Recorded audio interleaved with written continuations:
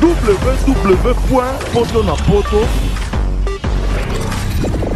www.potonapoto, ça dit que toi na poto, tu continues la kaka na poto avec la mine d'ombre, babi moto epela, moto epela na poto, kembo kembo kembo alege moyo lele, kembo yo mama alege moyo lele, tobine la gangolo na hosana, kembo alege moyo lele, poto na hosana, kembo alege moyo lele. Les secrets de la réussite de vos événements, Lovelyz.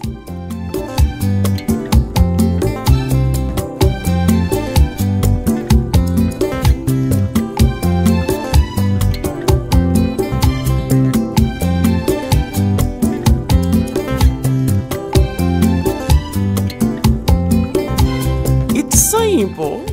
Try and try again. Lovelyz.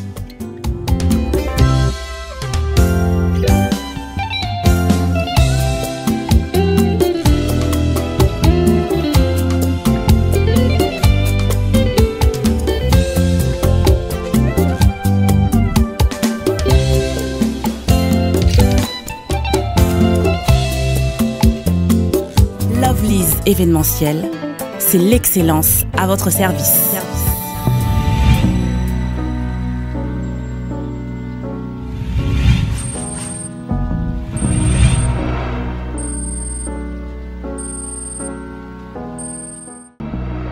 Merci de me retrouver partout dans le monde à travers www.potonapoto.com, le site des grands, le site des professionnels. Ensemble avec moi, votre humble serviteur, Prince Bakali, appelé autrement l'espoir de la presse internationale.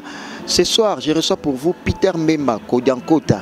On va savoir pourquoi Kodiankota, avec qui on va en parler avec lui concernant la musique des Brigades Sarbati ainsi que l'évolution de la musique congolaise. On va décortiquer ça un tout petit peu avec lui. Peter Mbemba, on l'appelle autrement philosophe.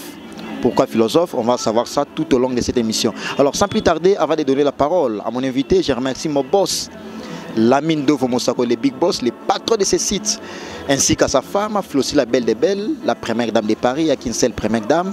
Et je remercie également les seuls et l'unique Kodiambo Kaya Ouli Moucheni, via Petit, Kenny Mbumba Arme Lourd, l'homme de double Rolex en or, mon ami Kenny Mbumba Arme Lourd, Abdul Mvondo, l'international, l'Mvondoske. Merci beaucoup pour notre soutien à Bino parce que j'ai été éprouvé, vous consolez vous allez toujours de cœur avec Ngaï. Et nécessairement à toi, les seuls et l'unique Kodiambo Kaya Ouli Moucheni. Comme je l'ai dit tantôt, je reçois pour vous Peter Mbemba, philosophe Kodiankota, avec qui on entretient avec lui un tout petit peu concernant la musique, à qui je les salue déjà. Bonsoir Peter Mbemba. Prince Bakali, bonsoir mon frère, bonsoir à tous les internautes et bonsoir à le caméraman, il s'appelle Chancelvi. Chancelvi, en tout cas. Vraiment, Chancelvi, image. Bonsoir Nayo, bonsoir Batutu Bazota Labiso quoi. Alors, Lelo yo baotalo dans le monde, partout dans le monde, nazoyi moi ba demande moi trop mais Prince Bakali ozo ya mabatumo belé mais na moni Peter Mbemba côté brigade, ozo tika bango un peu moi à côté. Pourquoi? Na meka un peu répondre bango que non, kuna na la problème te Peter Mbemba déjà za la yangai. Raison pour laquelle bon moni Léon émission nanga. Avant de côté ma sur l'actualité de la biso, message clé na bato nyos tout baota la biso. Ouais, Peter Mbemba yo, d'ailleurs encore une fois de plus bonjour encore. Na ba fanatique nyonso, moi c'est Peter Mbemba, bino bato bozui libako ya Rolanda biso pour la première fois, ya talanga pour la première fois na site oyo swati. Na ba téléphone na bino, na ba ordinateur, na ba écran na bino. Je suis Peter Mbemba, chargé de la communication et marketing de l'artiste Brigade Sarbati. L'artiste est talentueux, l'artiste est professionnel, l'animateur, le grand animateur de mon pays qui a évolué au sein du quartier latin, après Wenge Musique à Maison, mais aujourd'hui a évolué seul avec ses poulains qui est Babiso Baoyo, na ba collègue Moussou quoi. Donc, Naza Awa, ce que mon anaté. Prince parce que tout ça qui m'a rendez-vous est belé malheureusement que ça n'aboutissait pas et aujourd'hui grâce avec l'aide du Seigneur nde sali était Tokutani et puis tout ça on a pour tout panzamante quoi. Et d'ailleurs j'ai béni ces jours de chaque le 8 avril naïbi que moi événement moi no sali mala compte toujours après quoi. C'est vraiment un grand jour au Tokutani pour que tout expliquer ba fanatique nyonso makamba ndenge sala quoi. Alors Peter Memba to kota na actualité malamoko bo ta production ya Luanda bo ndo beta na Luanda mais avant cela bokenda Luanda na yambaki ote bo zonga lisusu encore une fois de plus na ndenge ya Luanda ba production toujours en ce qui concerne l'artiste musicien Brigade Sarbati, un grand animateur de ces pays, on l'appelle autrement la force qui écrase de l'animation congolaise. Alors au savez so condensé il y a concert on a bo ndo beta na ndenge Luanda. Ouais, Luanda au Tokei, ça deuxième fois, la première fois Tokendaki, ezaki na compte ya sénateur Paulo Tudilo, on a PC Mbote, oyo ajijaki bon ya romema des artistes ya Congo, entre autres Brigade Sarbati, mon patron, et puis président Kabose, oyo président orchestre nae de bakendaki pona o ba bengaki farafara. Mais farafara wana ba o bazana Luanda don ba ebi ndenge Kabosa ganyaki bino te ndenge de bango mo baebi omoni Kabose toza ekolo moko ba Congo donc aza mukongo epe mukongo Brigade Sarbati aza siko na ngambo ba Swahili mais siko soki guerre ba inoko sa na Angola ezaki guerre moko boya ba M23 ba guerre ebetama ba est kuna mbeta musunga shebiso na matadi banga ba buka yango.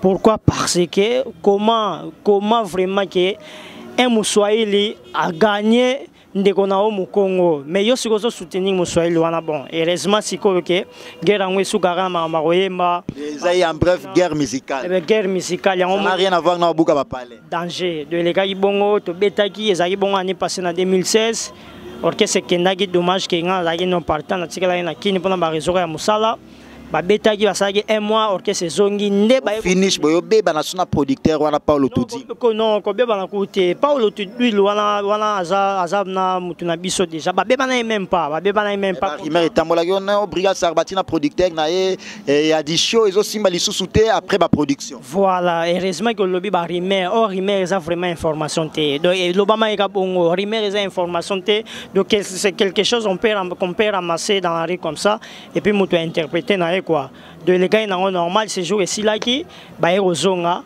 ndesikoyo ba eko kenile susu pour la seconde fois au Zabon en 2017 pour que ne ba kenagi tema population etikala na soif bazalaki vraiment complètement satisfait yango penza de basenga qui était Brigade Sarbati soki akoki kozonga lisusu pour la deuxième fois yango siko brigade akobimisa mbongo na poche na été pour ene s'autoproduire kuna na Angola bon Dieu merci yo bikaka mbuma ya kotela yango ka babamba libanga bon bien que ba mama zemba préférera mingi oyo ya nini ya mobeso pona ngai merci philosophe biso sikoyo ba ya papi matalatala ba sepelaki mena ke wi ko bengisa so Brigade Sarbati azala kaka ya mwana tangi.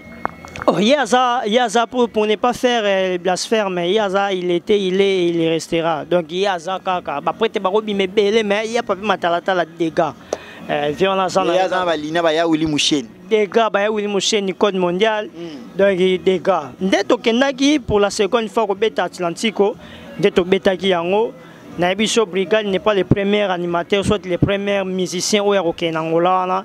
Mais il est le premier à en Angola. Et puis il n'était pas seul pour vous informer, il était avec les groupes de comédiens. Le groupe de comédiens, président Esobe, Massalanga Brifi et puis Pomba Père Zalaki wana bakenda ba sepeli ici de Bamba Zalaki juste pour accompagner la musique et la comédie. Parce que wana Zalaki choya Brigade Sarbati ou ya producteur ndé Zalaki choya ya ba comédien wana. Déjà Brigade ya za muto abatu quand les comédiens venaient na siège na biso ya répétition par là maintenant que ma proposition mo salama nga azokenda mon ke za la boye pa bien te boula on pesa pe bien pas mal.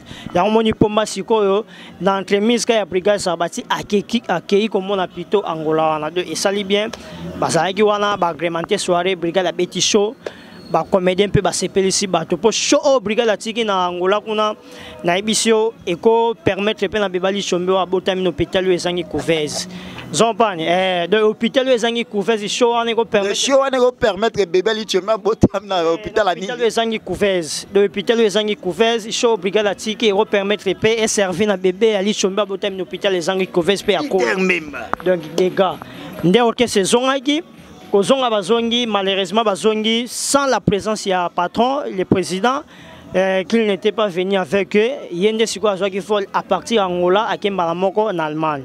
En Allemagne, à quelques production et déplacement à partir d'Angola, la brigade c'est un Congolais, a commis un passeport angolais. Non, même pas. Premièrement, déjà, brigade, avant qu'il soit d'abord congolais, il est d'abord africain. Donc, il continue à Afrique, les années Tindako, pays, les années Tibacham. Il a un passeport, il y a n'importe quel pays. Donc, déjà, il est à star, à militaire, à vraiment que oui,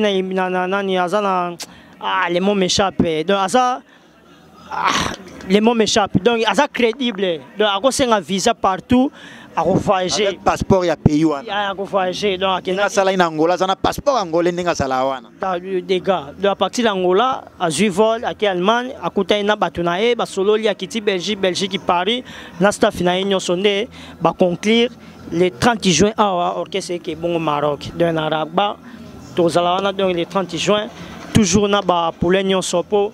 Tout ça toujours fanatique. On a une affiche de la production à Maroc ou à Rabat. On a dit que non, Brigade Sarbati, toujours accompagné par comédien. On a dit Hans Louzolo Bazana, pour citer que c'est là. Alors celui-là, j'allais dire, on a dit que comédien toujours dans l'idéologie à Katia Brigade. Brigade, on a dit à une école, il y a la musique au côté Azalagi, ancien sociétaire, il y a Wengom Musica Maison Mère. Où est en son ensemble de l'idéologie, comme toujours comédien. Mais dans mon brigade Sarbati, à côté toujours dans la Makilana, on s'appelle un comédien. C'est comme si vous avez une monotonie. C'est ce que j'allais dire. Il y a un loba. Donc, papa a aboti bana 5 millions sur basu bilongina. Donc, il a une limite au rep, ça a été perdu à la monotonie robota. Donc, ils ont le romoko boé, ils ont le romoko disant de brigade ici quoi à Zuikaka maye les pauvres qui étaient là maye et là quoi bien y a on débat copiaka. Donc, chez les rois de la forêt. À suivre l'idéologie moi et belé au moment où que oui brigade à part non balox donc il n'y a sauvensoni na beti que au moment où donc il n'a loyal au biso to ba PV de les phénomènes où rançon deux ans on m'a bêté il y a le pide même au côté na mambo tena ngana qui na moi choté parce que ba mire commis à la grande dame na kat Allemagne ayebi que non na memango na ndinga malembe ba Paola London la femme de Valère ba yebi yango ainsi que Lamine de vos patrons des patrons du vrai sens du mot les véritables patrons il promet. Il réagit. Merci beaucoup à toi ainsi qu'à sa femme, Flossie la belle des belles. Baya Willy Moucheni balunga impena mais on a ndenge à moi agressivité. Brigade Sarbati a auto bimisa biso générique a auto largué na bonne année. Ndeto ebele à la showman, j'allais dire ndenge à papa naé. Mais Brigade Sarbati générique liki inaperçu. Ba Robino Mundibu o ba animateur te ba beti ba générique cartonné on les quand même Brigade Sarbati. C'est comme si Brigade en mot les maroté ba générique hein? Non, bon, même pas. Déjà, Brigade Sarbati, c'est un animateur, c'est un artiste qui n'a plus rien à prouver sur les plans et animation. Donc, je crois que je banda na quartier la tête maison mère, na ba générique n'y soit bêta, tinenga comme na carrière solo boy, zani lo mo na nuit ratate. Bon, générique on n'est bimi boy, c'est quelque chose zagi premièrement nous mal promotionné. Pour moi qui est chargé à communication et puis marketing côté nanga vraiment je reconnais que promotion et salamité parce que bon pour la raison personnelle premièrement à part les tâches qui m'a été confiées par le président de la brigade Sarbati dans la tâche pe moi et belé à côté famille à foyer et à ngana nuanda ko et puis à parler quoi aux hommes Vous avez combiné presque nyonso. Et puis dans l'orchestre je ne suis pas le seul porte-parole de Zarami Balé. Na collègue na Gino. Et puis il y a ébanité. Il faut répondre à Mamambo, il faut les alapenza, il faut Olenda. Au moins biso déjà ngai pona aux alavantarté na sali pratiquement 15 ans na musala oyo. So on atteint retour dans 15 ans comment na reçoit pétain expliquer. On a déjà décortiqué ça parce que avoir Peter Mema comme ça, Peter Mema d'abord les noms là c'est une actualité. Alors décortiquer ça bon mon notre parcours les Kati à l'école à maison mère. C'est là où il a fait remarquer dans Nenge monde à côté de l'artiste musicien Oué Ranson a émergé Anana Boss Live héritier Watanabe mais c'est le chanteur appelé autrement. Alors pour voir que non, il a un parcours. C'est pas un monsieur au Borozoaïga Bongo. c'est un Peter Memba. Je laisse le pourquoi j'ai dit et appelé autrement philosophe. Alors Peter Memba, tu as toujours une carte générique pour que tu monopolises parole générique et simbité brigade. Alors moi les animations et yo au lobby que non c'est batali beaucoup plus ça branche chez Belé. Et ça moko ça un problème familial, moi problème personnel j'allais dire. Il y a une celle qui est générique et simbaté. Au moins on a au milieu que le problème n'a pas mouvement. Non problème qu'on a un mouvement. D'ailleurs boss nanga ebi que était Peter ne nazabou nazana nos parents responsables. Donc ils ont combiné nion soit à la fois. Et puis ma mission na mission nazoko qui c'est bango directement balingi pe le TVT national qui TVT bango n'a pas le TV ça m'a passé. Donc on a les cas quelque part au moins que t'es côté moi na moi minerval moi maladie côté on a moi ni or c'est dans la télévision déjà et c'est un bon belé. Orchestre na bima liboso na kata ote ya héritier Watanabe na pese exemple na kaka et bimisi ma mission ba yebani ya le cabino. Ah non même pas orchestre ba héritier ba yebani ndeni ba yebani et nani ya yebani go le Travolta. Orchestre à part masanga mula o aza na communication neti nga pe kaka o pe na yaki na memai pe na wenge les restes banani ba yebani. Donc la seule différence c'est seulement o esa kuna esa parmi quelques musiciens o bazoko est vrai. Donc c'est ya président héritier et ça quelques musiciens ba outi pe na deuxième équipe ya wenge musique maison mère. Mais biso à part Travolta qui est le chef d'orchestre bango nyonso de ba outi ba chez bango ba ye penza que oui ko épauler les lozomona que oui string love a ebani les lozomona que oui panneau solaire a ebani na niveau na bango. Tu vois, donc ba Diego Milutete, ndenge ba Jires Foutrete ya wata. Ya bango sikoyo yango na solo bakete, bango ba leka déjà kuna bazangi na deuxième équipe. Déjà bato bango ya na samba pia ba yebi déjà que te mission o kingani meso kingani. Tant wazo que nesko na répétition héritier a reconnaître directement que te a mission tant no que na la samba na ko mona gae. Or maintenant so to ça le contraire que la mission na ba ya pa na biso pa brigade, qui a biso pa brigade o ba uti na perci ba ke kuna. Yo mona mna que oui ma fula rumbundo donc des gars. Alors pour la générique, le générique a été mal promotionné. Promotion et ça l'a noté. Et puis, Brigade les jours où Brigade générique c'était les jours où Brigade Sabati a joué qui font na pour akindi sous poteau pour la première fois na carrière solo oyo. Pour depuis à longa wengeti ça fait pratiquement 4 ans on voyager sauter. Tant on a voyagé c'était les jours où Atiga générique wana kini. Atiga générique wana a voyager akenda ngape na no le gasu TVT juste quand ma problème personnel ma famille ma foyer occuper koto nyonso ezo combiner na mutu moko donc yango mona ke TR moko boye donc actualité nango esali moi boye mais tellement déjà que oui makambo nyonso eza mise en place ba fimasidi bazo financer ba te belé penza o ya biso ya staff penza ke ba financer yo mo mona na ke oui makambo siko ndenge ekokende quoi de la sens. Alors une information Brigade Sarbati natif il y a commune à Kin notable j'allais dire il y a commune à Kinshasa. C'est là où il est né, il était né, j'allais dire, et puis grandi, mais il n'a jamais joué dans la commune nae. Héritier Watanabe, on a des questions au Batouba se poser, mais Prince Yonem Tozalana, Bango, l'espoir de la presse, tant que chroniqueur de la musique, journaliste d'investigation, tourner la bison dans une question. Héritier Watanabe a bêti dans a belé à Brigade Sarbati, plein à craquer. Bah reconfirmer encore une fois de plus héritier Watanabe. Il y a structure, il y a mouvement, un très beau concert, degré à popularité. En tout cas, Watandem ta simi bakoto. Pour Nabino, Bogo Jijan Ndengeni, tant que brigade, à moi na commune. Bon, déjà brigade, moi na commune à Kinshasa. Azako Tosusu n'a pas saté que o abimasu je peux pas confirmer. Bon, bien que je ne maîtrise pas bien la Bible, je dis déjà que oui. Bon, n'abord na aucun na domaine où on a ces risques que nous allons attaquer par pasteur. Et on a que oui na c'est pas le cas na domaine où la musique. Bon, maman et ça déjà prévu. Tout est déjà prévu. Donc ça la siko. Na ndenge ba commune ya Kisasa raté. Na ndenge sko ya ba commune. Donc photo ça là tout communal. Ils ont déjà prévu, les brigades le calendrier déjà ils ont bien établi. Tout ça le programme voilà comme ça tout banda mettre au banda la charité bien donné tout bandango na Wileri na commune ya Wileri a. Et déjà yo yebi clip na biso et na tournango wana.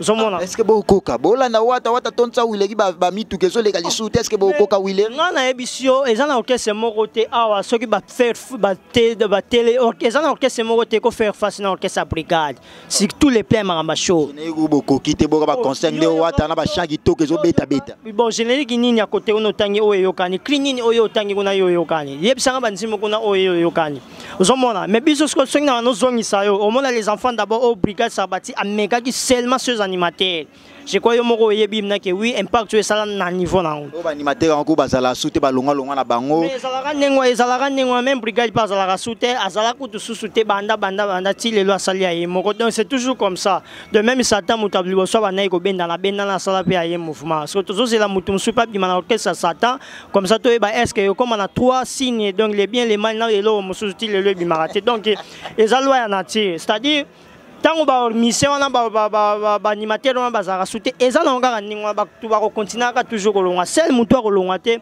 eza mukolo eloko ya yemo neti nga philosophie kolonga na mutu te e ozala kaka sont pas mais peut-être moi ba makamusu se kokima mais ba mayele penza boye e ozala kaka to ça équipe dendana kala mingi tia to organiser concert moko wana on va faire les condensés ya orchestre ya concert oyo etia beti de condenser na ngoto sala ngo siko donc on va kana ngweza prévu boka na wata nenga sala nenga a démontrer non la démonstration de force na nenga mabele na bino a gagner parce que méchant wana boya sala vengeance même pas donc le problème qui est là d'abord Brigade Sabati à Chomen, les tout premiers animateurs de la musique congolaise, Jean-Pain qui a introduit les concepts de la personnalité morale.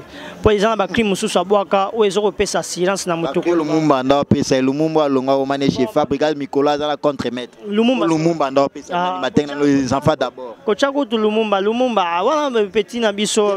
Petit Nabino, il y a un temps d'opé, ça nous Bakri. Bakri, bon, on a la maison, mais Bakri Nyoso, Lumumba, Nesco Batuba, Lumumba, tout n'a été. Lumumba kufa kala tangu to kufa brigade na botamite sko no pesa la brigade ba kriop on va pas de bateau mais Lumumba kufa c'est ce que Lumumba pas politicien ça qui sous musicien tu vois donc pèsement contradiction émission donc il go exploser p de ma paix alors tout ça on a toujours créé bandu le bana commune nyo so kisasa na ebike il y a quelques-uns au Bogota la ngai to salana comme ça to sepel sabino pour bikara nimba lo banil ne prophète chez soi to ya pe wana maki a brigade to sana biso déjà oui il faut prouver à outil côté moko boy aérobete et d'ailleurs ngazo ebisa que tenga na ebina ngouta betaki c'est toi qui m'apprends ici que non à betaki so à betaki les gars bien OK pas de problème. Merci beaucoup la télé c'est l'état merci beaucoup à toi Kenny Mbumba arme lourd l'homme de double Rolex en or ndega na beti ba double boé c'est grâce à Kenny Mbumba arme lourd ou ezaba iPhone. Il y a montré dans le bien quartier. Merci à toi, Kenny Mbumba, arme lourd, l'homme qui contrôle les jets, mon ami personnel, la parisienne, belle fille qui bongue, la parisienne, la métisse, la mine d'eau, les big boss, les sels et l'unique code Yamboka, Willy Moucheni, l'éternel code mondial, sans oublier l'international, Abdul Mvondo, Lissi Balingi, Djika, Abotelso bébé à Mundele. Lissi Balingi, l'international. Moi, Simon Oaibo Sola, toujours à côté. Mozizo et compagnie, mes staff ici à Kinshasa. Mozizo et compagnie, l'international. Kokodikoko Centre-Ville, mosquée, Kokodikoko Centre-Ville. Gloria Menga, la bellissimo. Namusika, Virginie Amarula. Wana staff Nangana Nenge Yakin. Merci beaucoup. L'éternel code mondial. Vieux appétit. Des gars, voilà vient la bisognon so ngao mikolo bon na no baka e penza soute po na no compagnie penza sou position vérité et bien na so bataki belé bat ba mona na Willy Mouchen mikolo prince ba ngo kabela soute voilà vient la biso via za la taso de gagner la boulevard moni chege mo avani na la la senta benge pe ta sengete osani yaka ya ngonga si on a se posera ba question na mitunaka entre ya Willy Mouchen na ba réseau to ça la 4 réseaux na une fois pesa moninga mbongo pour à part réseau code aux alaté à part code donc sans réseau. Alors comme la télé c'est le temps Peter Mematomi pratiquement na souka vraiment émission na biso c'est pas la première et la dernière fois il y a les émission parce que aizanda kunayo poto na poto yamba ba tout un dernier message na bato nyos tout batali biso na auto sololi mais o est manqué on a tout noté on s'adresser na bato nyos tout batali biso partout dans le monde pour que na clôturer na yo. Merci beaucoup Prince Bakali et vraiment je vous remercie entre toi et toute l'équipe Congo. Poto na poto. Il y a poto na poto. Vraiment, donc, c'est la première fois que c'est la première fois que déjà si tout ça là, mais je crois que vous avez na bangambo boye. Ah ouais, c'est la première fois et je crois que vous avez la dernière.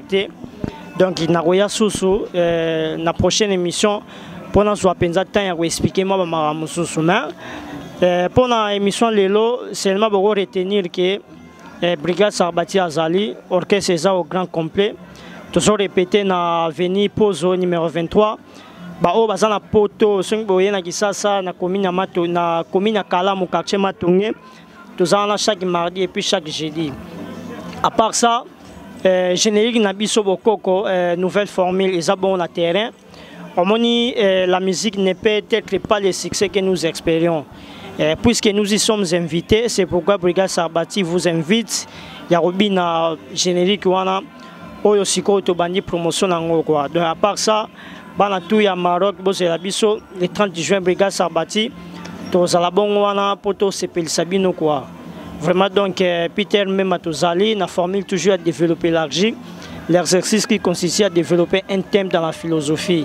Comme la philosophie c'est le titre des pensées, on a toujours penser pour vous amener pour vous comprendre que oui et si ka donc en tout cas bien des bonnes choses na vienangai papi matalatala vienanga papi matalatala balobi le monde n'appartient ni aux riches ni aux puissants mais il appartient aux hommes du cœur quoi de succès vienangai merci beaucoup na onyo sozo sala sona kenanga mbapoto Afima Sidi Yolanda Mwasa Pembe. Vraiment donc pour le numéro de contact, vous pouvez na 00243 99 018 59 21 00243 99 018 59 21. Oh toi ça pour ça moi ba dédicace, moi ba encouragement, pour soutenir pour musique et singala on va soutenir de ceux pour soutenir té. En tout cas, on a Peter dans le loroté quoi, de beau soutenir et ça va bien. Merci beaucoup, c'était le réel plaisir pour moi de le recevoir pour vous informer concernant l'artiste musicien Brigade Sarbati. Quant à moi, je suis arrivé pratiquement à la fin de cette grande émission et on avait tout parlé avec Peter Memba, mais comme c'est la télé c'est l'État, on n'a pas pu aboutir à notre conversation comme il fallait, alors comme il était prévu, j'allais dire, alors continuez toujours à s'abonner à notre site parce que c'est un grand site. 4 ans d'existence déjà, c'est pas une mince affaire. Et je remercie mon boss Lamine Dovo Moussakoli parce que il y a des matériels et l'équipe organisationnelle est très bonne. Merci également à sa femme, Flossie la belle des belles, la première dame de Paris. Merci beaucoup à toi. Et sans oublier les seuls et l'unique code Yambokaya Willy Moucheni, l'éternel code mondial, que Nimbumba arme lourd contre le terrain. Paola London, la femme de Valère. Paola London, merci beaucoup à toi. Belle-fille Gibong est mon ami personnel et mon équipe derrière la caméra. Si vous avez aimé cette belle image, dites merci à Chancel Vie. C'est lui qui fait des belles images et continuez toujours à me suivre sur www.potonapoto avec le même plaisir. Au revoir. www.potonapoto www.potonapoto ça dit que toi na poto to kotika la kaka na poto avec Lamine Domvu babi moto epela moto epela na poto kembo alege mboyo lele kembo yo mama alege mboyo lele tobine la gangolo na hosana kembo alege mboyo lele poto na hosana kembo alege mboyo lele. Les secrets de la réussite de vos événements, Lovelyz.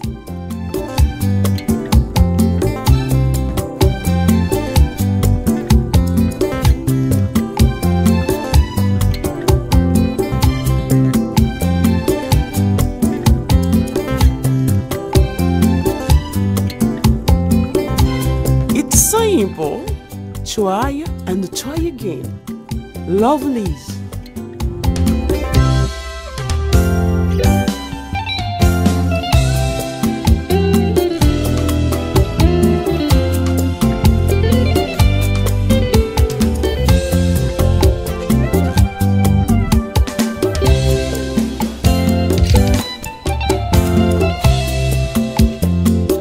Lovelyz événementiel, c'est l'excellence à votre service.